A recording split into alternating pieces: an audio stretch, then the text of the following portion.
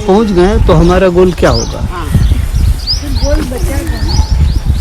फिर क्या करना होगा? कोई गोल नहीं रहेगा, फिर लक्ष्य नहीं होगा कुछ भी, तो विभ्रांत हो जाएगा, विक्षिप्त हो जाएगा, पागल की तरह हो जाएगा। समझ में? आप बताइए। नहीं, वही मैं पूछ रहा हूँ। हाँ, अगर लक्ष्य नहीं होगा तो ऐसे ही तो होगा, विभ्रांत हो जाएगा।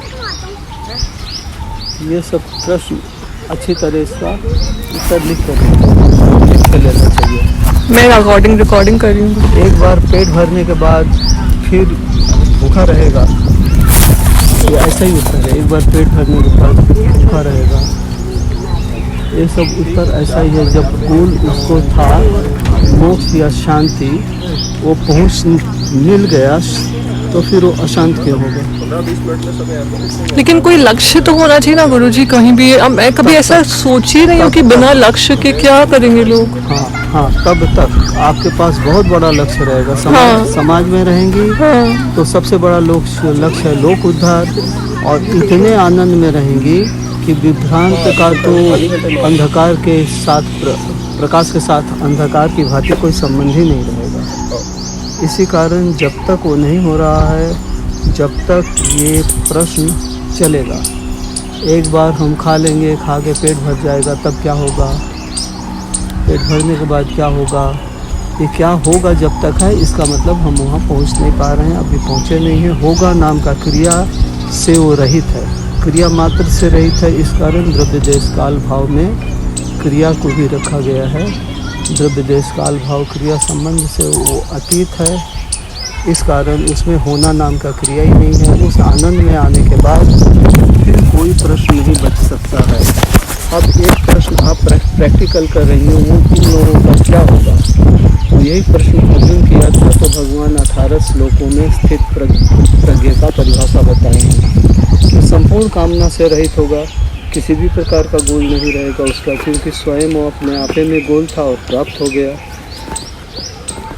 इस प्रकार से उस तृप्ति के आने के बाद फिर अतृप्ति का प्रश्न नहीं रहेगा, फिर गोल का प्रश्न नहीं रहेगा। गोल तो तभी तक था जब तक वो देशगत, कालगत, कर्मगत दूरी मान के बैठा हुआ था अपने आपे से, ब्रह्म से, आत्मा से।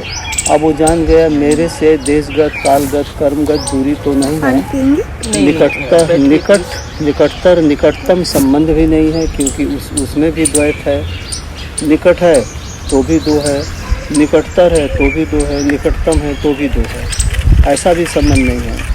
देशगत, कालगत, कर्मगत दूरी भी ब्रह्म से जीव का नहीं है। तो फिर क्या संबंध है? तो कहते हैं संबंध ही नहीं है, अभिन्न है, एक ही है। अज्ञान से दो लगा था, ज्ञान होने पे लगा एक ही है। इस प्रकार से जब एक का स्वानुभव हो जाएगा, तब फिर कोई गोल जो देशगत, कालगत, कर्मगत दूरी पे होता है, जो सबके जीवन में है, जो साधारण सी बात है, उस साधारण से वो असाधारण में पहुंच गया, एक्सेप्शन हो गया, उस पे ये बात लागू नहीं हो सकती है। और प्राकारांतर से देखें, यदि आप लागू कराएंगी तो कब उसका अंत करेंगी? उसको गोल पे गोल रखना ही पड़ेगा, और रखेंगी तो देशगत, कालगत, कर्मगत दूरी रखेंगी उस भगवान से, ब्रह्म से, सत्य से अपना, तो उसका समाधान तो कभी नहीं होगा। क्योंकि उस समाधान के बाद भी विद्यार्थी कह रहा है कि एक गोल होना चाहिए, जिसका गोल का परिभाषा है जो आपसे देशगत, कालगत, कर्मगत दूरी पे है, वही गोल होगा। और गोल आप अपने आपे में हैं तो देशगत, कालगत, कर्मगत दूरी नहीं रह सकता है। यहाँ पर्यंत निकट, निकटतर, निकटतम संबंध होने से भी द्वैत रहेगा। तो क्या रहेगा? अभिन्न, अर्थात मैं ही था, अज्ञान से मैं अपने आप को पृथक मान लिया था। इस प्रकार से युक्ति से संगति करने के बाद ही समझ में आएगा कि इसके बाद गोल रखा नहीं जा सकता है। अब यदि ये भी प्रश्न उत्पन्न किया जाए भगवान को किसने बनाया, तो यदि उत्तर मिल जाए कि और कोई भगवान है या और कोई है बनाया, तो फिर वो प्रश्न वहाँ भी खड़ा होगा, उसको किसने बनाया। इसी प्रकार अनावस्था दोष होगा विद्या में। इस कारण विद्या का एक मापदंड आपको बनाना पड़ेगा, अशेषतः, निर्विशेष। इसके आगे अब कुछ शेष नहीं बचेगा, तभी हम शुरू करेंगे, नहीं तो अध्ययन अनावस्था में चल जाएगा, संगति अनावस्था में चल जाएगा, क्योंकि उसका कोई समाधान कभी नहीं होगा। इसी कारण आप एक जगह स्थिर करेंगी कि ये गोल था, इसके आगे अब कोई गोल नहीं होगा, इसको प्राप्त करने के बाद समाधान हो जाएगा।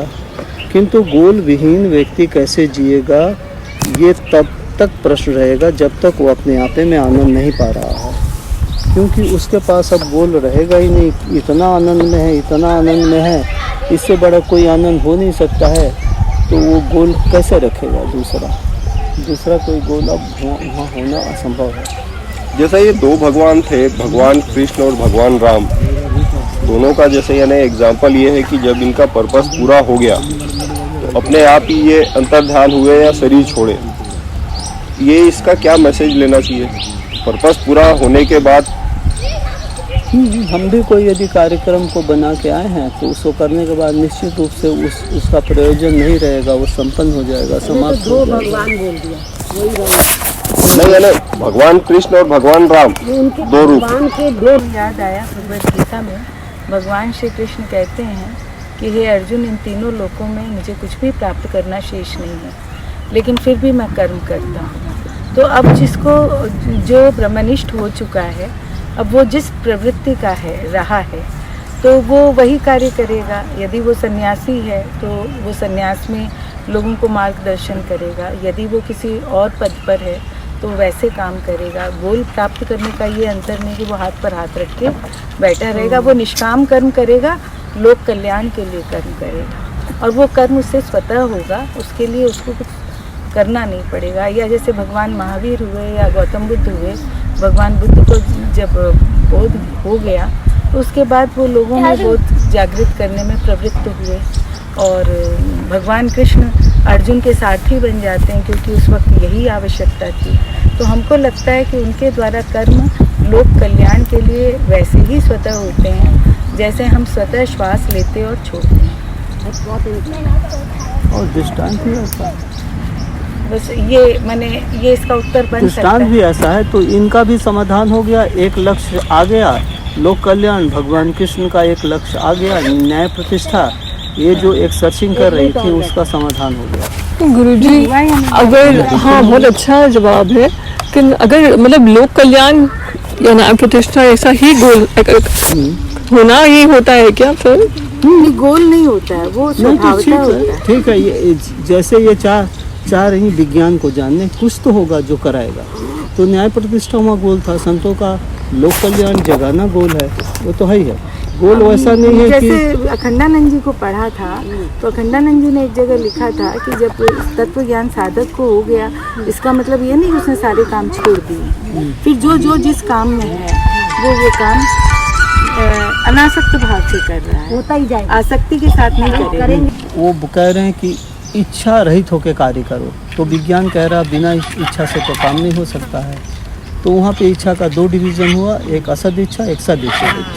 तो इच्छा भी रहा और सद होने से आपत्तिकारक नहीं है। इसी प्रकार गोल भी रहा और वो ऐसा दूरी वाला भी नहीं रहा। क्या दूरी वाला? तो हमसे स्वाभाविक कालगत कर्मगत दूरी है, हमको कुछ पाना शेष है, ऐसा नहीं रहा। पाना तो उसको है ही। हाँ, तो इसीलिए भगवान कृष्ण का एग्जाम्पल बहुत अच्छा था। यद्यपि पाना शेष नहीं है, तथापि उनके तीनों द्वारा लोगों में मुझे कुछ भी पाना शेष नहीं, फिर भी मैं कर्म करता। सब भी स्वतः होता रहेगा। वो अब प्रश्न जो अरण्य में है वो ये तो कुछ नहीं। उदाहरण मैंने दिया कि वो भगवान कृष्ण बता कर रहे हैं। हाँ, वही नहीं, अज्ञान। ज्ञान नाम की कोई चीज नहीं, जैसे बोलते हैं अंधकार नाम की कोई चीज नहीं है, प्रकाश का अभाव अंधकार हो जाता है। बिल्कुल, आप वही बोलना चाह रहे हैं? हाँ, बिल्कुल नहीं। अब एक और प्रश्न है, क्या ज्ञान इन्वेंटेड है, इन्वेंट करके आता है, या इट इज ऑलरेडी देयर? वो उस पर टू द पॉइंट आंसर होना चाहिए, वो प्रश्न होना चाहिए। तो जो परम सत्य है, इट इज ऑलरेडी देयर या और इन्वेंटेड बाय एनीवन?